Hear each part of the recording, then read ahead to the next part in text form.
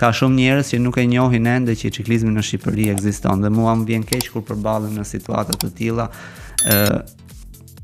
kur fëmijë të rinj ose sportistët elitar të vjetër përmendin në biseda të rastësishme që ndjekin ciklizmin si sport, njerëzit habiten dhe thonë që akoma ekziston ciklizmi, mendojnë pra që është shuar. Kemi rastin konkret, po vinë ekipe nga e gjithë bota që kanë një buxhet vjetor maramëndës në lidhje me atë çka ne mendojmë ose me atë çka ne jemi konkretisht. Domethënë ekipi më i vogël që është në Xhirën e Italisë ka një buxhet vjetor 20 milion euro dhe ekipi i parë që është UAE ka një buxhet vjetor 60 milion euro. Domethënë me shifra të tilla kuptohet që ne jemi shumë inferior për tu krahasuar. Unë jam trajneri i klubit sportiv Tirana dhe aktualisht kemi një buxhet vjetor prej 15 milion lekësh. Në vit. Në vit. Okej. Dhe lë shumë për të kuptuar.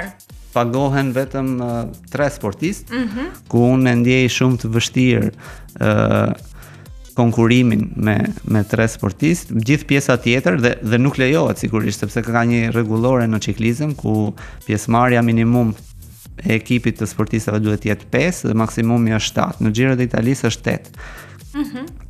Unë me 3 sportistë i bie që nuk mundem dot të garoj në asnjë event.